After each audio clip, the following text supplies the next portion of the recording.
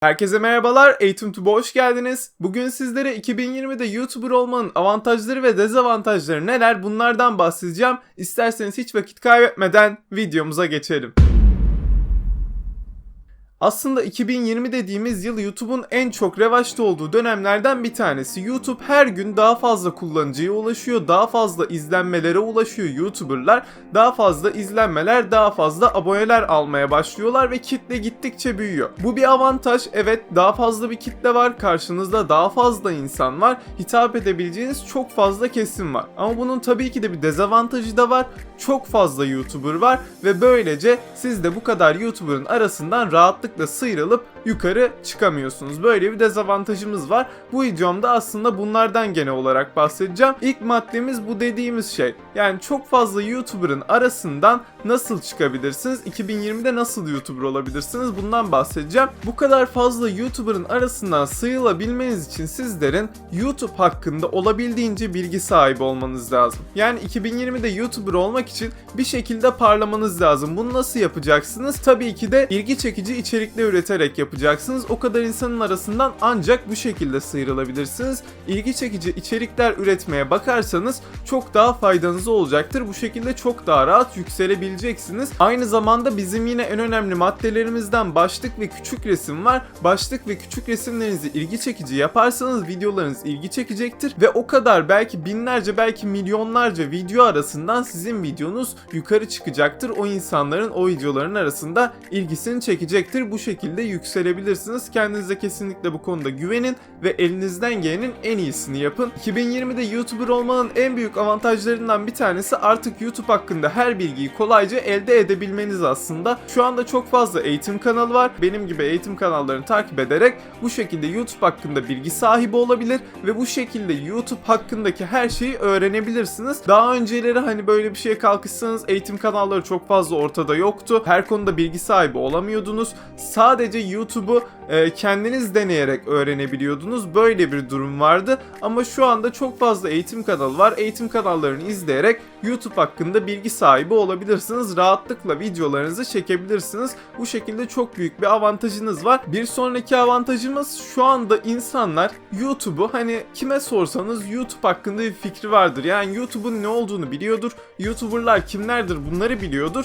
Böyle bir avantajımız var. 2020 yılında artık siz ne yaptığınızı insanlara daha rahat açıklayabiliyorsunuz. Aynı zamanda siz insanlara mesela YouTube kanalımız şu dediğinizde o insanlar sizin kanalınıza ulaşabiliyor. Artık insanlar YouTube'dan haberdar, YouTube'un ne olduğunu biliyorlar. YouTube'da nasıl bir kanalı bulabileceklerini, bir videoyu nasıl izleyebileceklerini artık bildikleri için rahatlıkla sizin kanalınıza ulaşabiliyorlar. Eskiden böyle bir durum yoktu açıkçası. YouTube hakkında çok fazla bilgisi olan insan sayısı çok azdı. Çok küçük kitleler vardı. Bu kitlelere hitap ediyordunuz ama şu anda böyle. İlerleyen videolarda 2015 YouTube'u ile 2020 YouTube'un da kıyaslamayı düşünüyorum. Böyle de bir video gelmesini istiyorsanız sizler de yorumlarda belirtebilirsiniz. Ben de ona göre bir video sizlere buradan çıkarabilirim. Çok da güzel bir video olacağını düşünüyorum. 2020'de YouTuber olmanın en büyük avantajlarından bir tanesi de şu. Artık dediğim gibi az önce de bahsettim. Herkes YouTube'u biliyor ve böylece siz daha büyük kitlelere hitap edebiliyorsunuz. Yani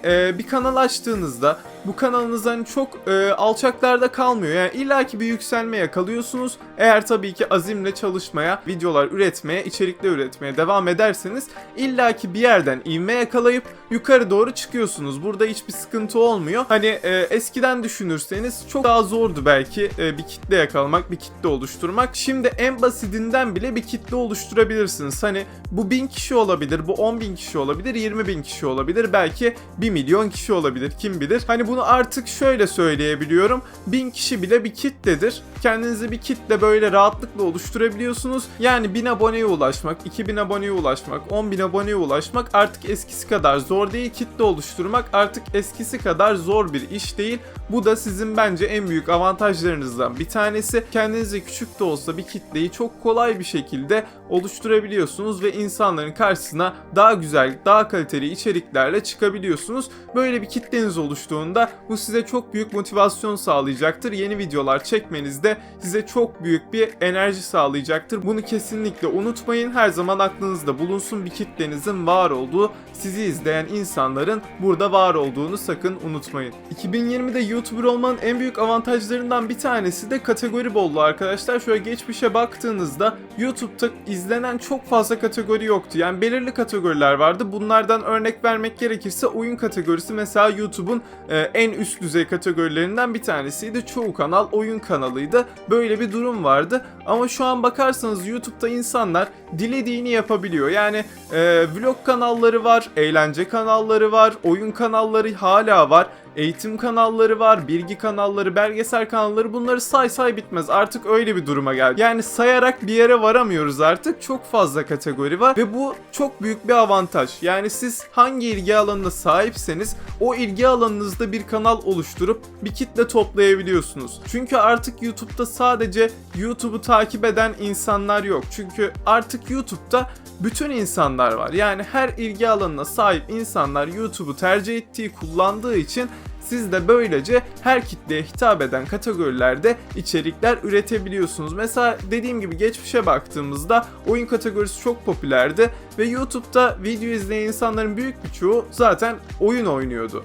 Hani şu an bakacak olursak her türden insan var, her türden kanal var. Kimi insan eğlenmek için giriyor, kimi insan bir şeyler öğrenmek için giriyor, kimi insan bir oyunda bir bölümü geçemiyor, o bölümün nasıl geçileceğini öğrenmek için YouTube'a giriyor. Hani çok fazla, çok farklı şeyler var. Kimi insan bir müzik aletini, bir enstrümanı öğrenmek için, kimisi yemek yapmayı öğrenmek için YouTube'a giriyor. Artık YouTube çok geniş bir kitleye hitap ediyor, bütün insanlara hitap ediyor ve böylece 2020'de yapabileceğiniz şey ilgi alanınız neyse ona yönelmek veya eğer bunu bir girişim olarak görüyorsanız trend olan neyse ona yönelmek sizin için en mantıklısı olacak. 2020'de bu şekilde siz neyle uğraşıyorsanız uğraşın, ilgi alanınız ne olursa olsun bir şeyler yapabilirsiniz. Yani bir kategoride bir şeyler başarabilirsiniz. Böyle büyük bir avantajımız var. 2020'de YouTuber olmanın en büyük dezavantajı peki ne derseniz o da tam olarak şu: rekabet. Yani YouTube'da şu anda o kadar fazla kanal var ki, o kadar sizin yaptığınız kategoride kanal var ki onlarla rekabet etmek zorundasınız. Çünkü sizin bir yerlere gelmeniz için sizin seviyenizdeki kanalların üstüne geçmeniz gerekiyor.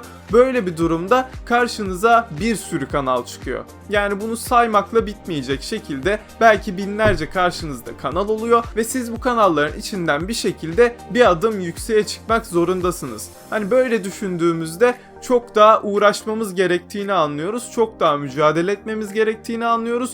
Çünkü 2020'de dediğim gibi çok fazla kanal var. Sizin kategorinizde çok fazla kanal olacaktır. Siz istediğiniz kategoride olabilirsiniz. İlla ki rakipleriniz olacaktır. Bu rakip kanalların üstüne çıkmanız şart. Eğer bir yerlere gelmek istiyorsanız, kanalınızın en iyisi olmasını istiyorsanız bunları yapmanız şart. 2020'de YouTuber olmanın bir diğer dezavantajı da şu: artık YouTube'da bir yerlere gelmek için ilginç bir şeyler yapmanız gerekiyor. Yani yaptığınız herhangi bir video artık izlenmeyebilir. Yani herkesin yaptığı bir şey yaptığınızda izlenmeniz gerçekten çok zor. Eğer YouTube'da bir eğlence kanalıysanız özellikle yapmanız gereken kimsenin yapmadığı ve herkesin ilgisini çekecek bir içerik bulmak.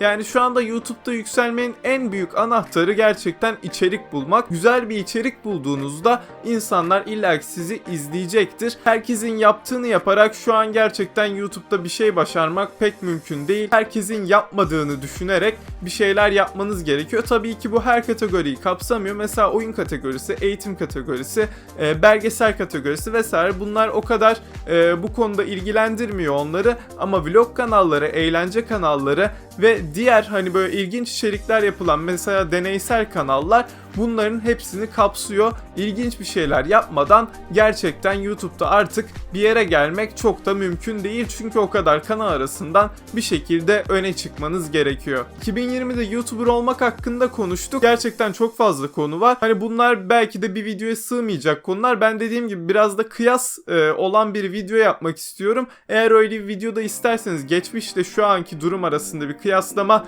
videosu da istiyorsanız yorumlarda belirtebilirsiniz. Aynı zamanda videoyu videoyu da beğenerek buradan görüşlerinizi belirtebilirsiniz. Genel anlamda baktığımızda 2020'de YouTuber olmanın zorlukları da kolaylıkları da var ama bence geçmişe bakılırsa şu anda YouTuber olmak tabii ki de bir tık daha kolay. Çünkü eskiye baktığınızda çok daha zor olduğunu görebileceksiniz. Zaten dediğim gibi diğer videoda da eskiyle kıyaslamalarımı yapacağım. Bu şekilde daha rahat anlayacaksınız. Daha zor olduğunu eskiden YouTuber olmanın.